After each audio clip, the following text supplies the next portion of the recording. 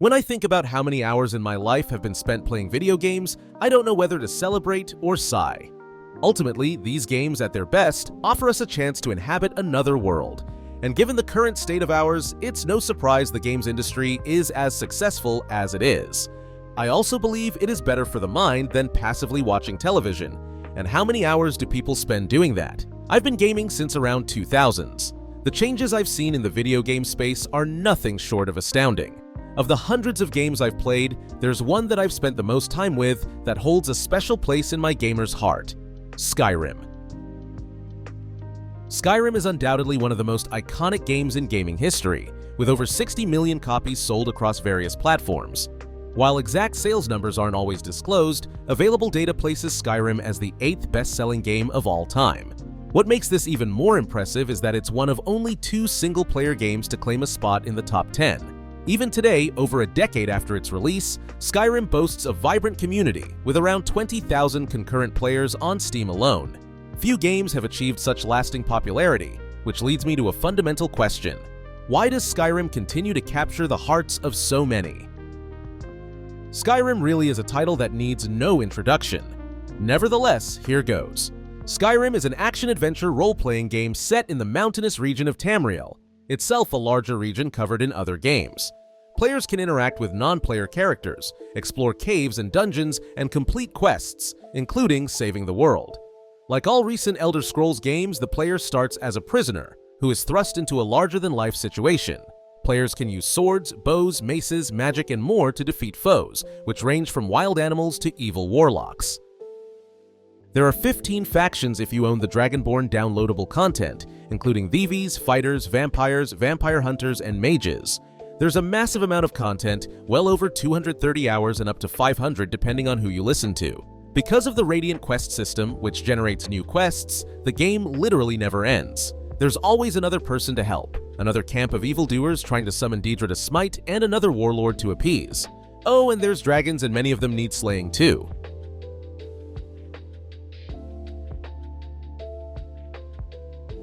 So what exactly makes Skyrim such an enduring success that still gets mentioned daily in Reddit and Facebook gaming groups?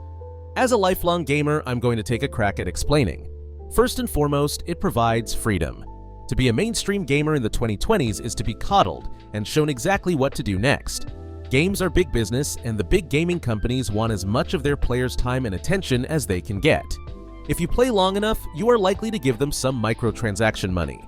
Games that are too hard or too niche may lose attention, and big gaming can't have that. Skyrim lets the player explore and inhabit its world as long as the player likes, without making it feel like the developers are reaching into your pocket every 10 minutes. Elden Ring does this too, as does Fallout. Skyrim is different though, because there's a great deal of depth, and it's a world a person might want to stay in. Both Elden Ring and Fallout are dark and dire, and with Putin threatening Armageddon, maybe that's not the escape people are looking for. In Elden Ring's case, there's also a lack of variety ultimately. The main activity is killing, and when you are tired of that, and you will be because while the game is excellent, it's also very grindy, there's more killing to be done. Skyrim allows the player to engage in politics, steal items, fish, explore, make potions, and enchant items. There's killing too, of course, but usually for a purpose, unless you want to play as a chaotic, evil character and rampage. You have that option. In short, it's a living world with its own lore, customs, and look and feel. It's kind of like Chicago in that way, cold, windy, and gray, but there's no doubt where you are.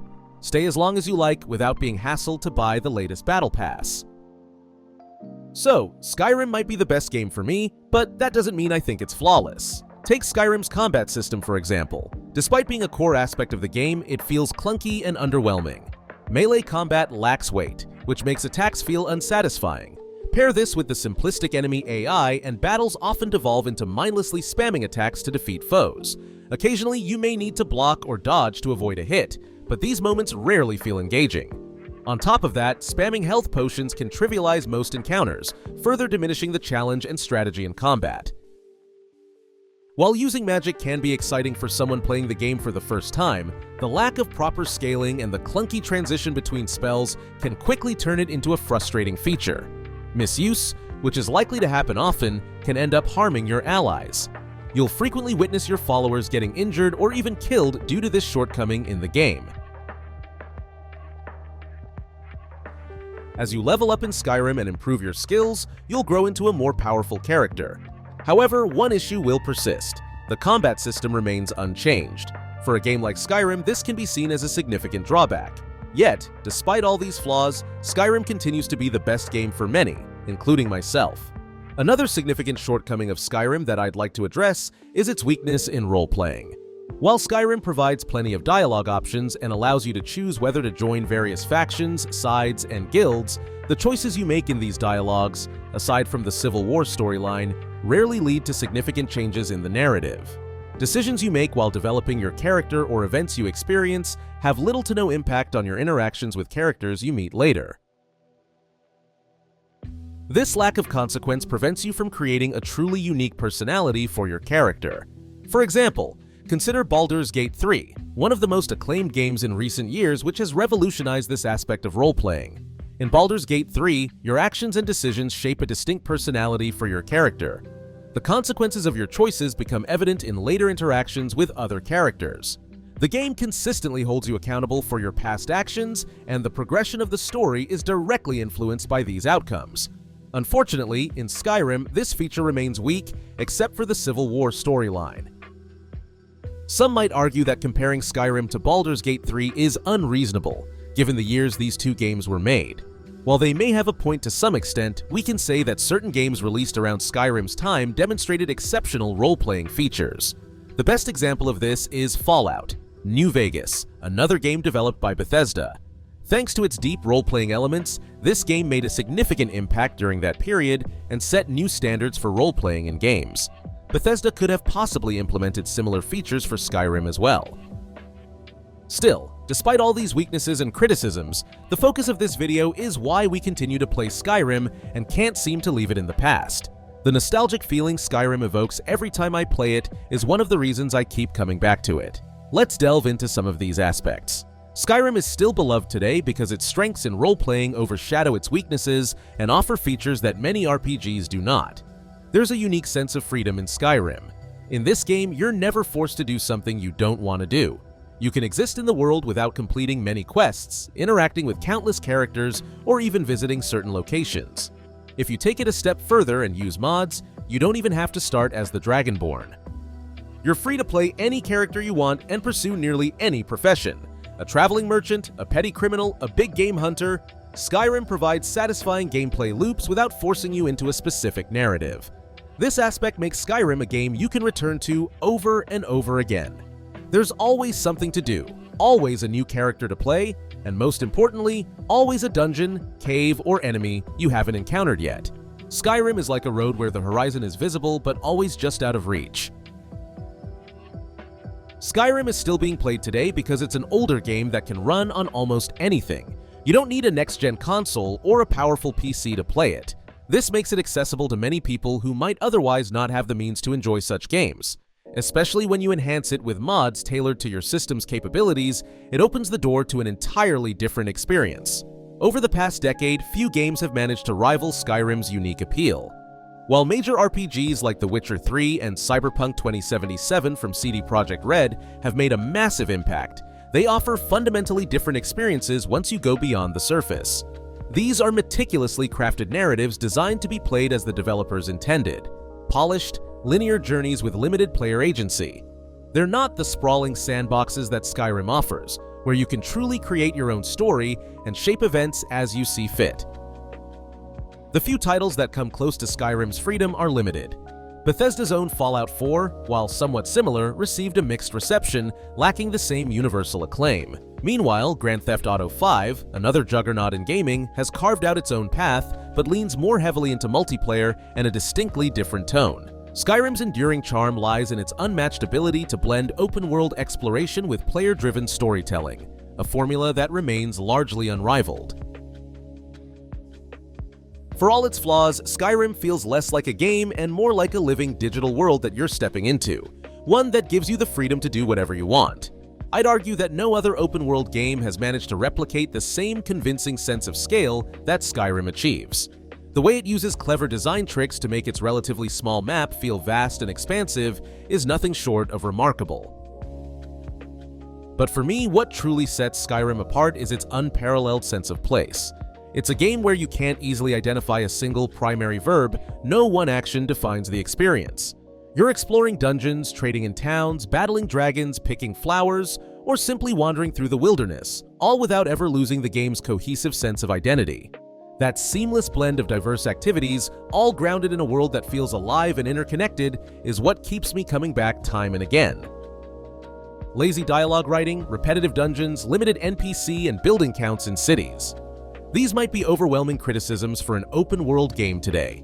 However, I can't think of another game that captures the joy of walking across open landscapes, encountering breathtaking views, and witnessing the unforgettable dialogues of deeply written characters like Ulfric Stormcloak and General Tullius.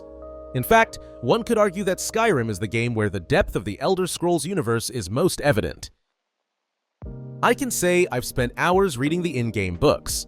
The dialogues, books, statues, and structures that carry traces of the universe's past all prove how crucial Skyrim is to the Elder Scrolls lore. With a mythology and philosophy so deep it can be compared to vast universes like The Lord of the Rings and Dune, once you dive into the Elder Scrolls universe, you'll realize its stories and lore are practically endless. Skyrim lays all of this out for players, allowing us to continue discovering new things even today. This is one of the biggest reasons we keep coming back to this game time and time again. As much as I criticize the combat system early on, it must be acknowledged that one reason Skyrim is played by so many people is the simplicity of its combat system. In this way, Skyrim can easily appeal to those who haven't played many games, inexperienced players, or aspiring gamers. Whether the Dragonborn is swiping at a Draugr with a short sword or trying to brain a dragon with a warhammer, there are plenty of ways to enjoy some good old-fashioned violence across Skyrim. The slow-motion execution scenes add even more bloody excitement to the combat system in this game. Close combat is specified here, as, even though the ranged combat of bows and crossbows are still intuitive and fun, the magic system is one of the weakest aspects of the game. It can still be fun to ignite a giant with a fireball, but it's far from the most finely tuned aspect of the game. Now, let's talk about what I believe is the biggest reason Skyrim is still so playable: mods. No matter how impressive a game Bethesda has created, the technical issues I mentioned earlier remain unresolved. This has led to Bethesda being both praised and criticized. However, the gaps they left behind have inspired passionate modders to step in, elevating moddable games to entirely new dimensions. Skyrim is exactly that kind of game. With mods, the graphics, combat, and camera systems can be upgraded to rival modern games. There are mods to enhance the camera, sound, user interface, grass, rocks, water, blood, characters, hair, weather, lighting, you name it. Virtually every aspect of the graphics can be transformed beyond recognition. Characters, quests, and locations that were never in the game but fit seamlessly into the Elder Scrolls lore can be added. Weather and seasonal systems bring a whole new level of quality and realism to Skyrim. Gameplay mechanics also see significant improvements, such as innovative dodge systems and smarter AI that makes enemies more challenging. We're talking about hundreds of thousands of mods here. In my opinion, this freedom provided to modders is the primary reason Skyrim is still played by so many people today. It's this freedom that has turned Skyrim into a game capable of offering a different experience every time you play. Most of the features we've discussed so far pertain to Skyrim in its vanilla state. But when you factor in modding, you'll notice that many of Skyrim's shortcomings are effectively eliminated. One of the most appealing aspects of modding is the ability to design Skyrim exactly how you want, creating your own personalized version of the game. This means you can tailor the game to your tastes and preferences, resulting in a unique experience that feels fresh and exciting. Even without all the mods, I'd still say Skyrim was the best game ever. Not just because of its inherent qualities, but the fact that they're able to inspire such love and devotion in others.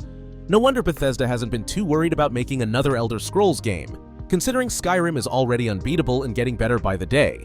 Replaying Skyrim and discussing it with others has made one thing clear.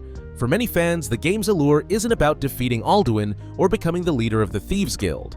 It's not about achieving the perfect build or mastering the most powerful spells. Instead, it's about recapturing that sense of wonder, of stepping into a world that feels alive, vibrant, and uniquely realized. It's a world that doesn't demand every element serves gameplay objectives, allowing players to simply exist within it. For some, this means dipping in for a brief session to soak up the atmosphere. For others, it's about dedicating hundreds of hours to deep immersion. Progression often takes a back seat to the simple joy of being in Skyrim. This is the essence of its enduring appeal and why it continues to foster such a loyal fanbase. Bethesda crafted a game that is both approachable to a massive audience and deliberate in its design, capturing the hearts of millions. Fans don't just play Skyrim, they keep coming back, purchasing it across multiple platforms and modding it to breathe new life into their experience. We've come to the end of another video. Skyrim is one of my top 3 favorite games of all time. Despite all its flaws, I absolutely love playing this game and creating content about its lore. I hope this video has helped answer the question of why Skyrim is so popular. If you enjoy my content and want to see more videos like this, feel free to subscribe to my channel. If you'd like to support me in creating content, you can buy me a coffee through the link in the video description. I'm also curious to hear your thoughts about this legendary game. Do you think Skyrim deserves the popularity it has, or is it overrated? Don't forget to share your opinion along with your reasoning in the comments. See you in the next video.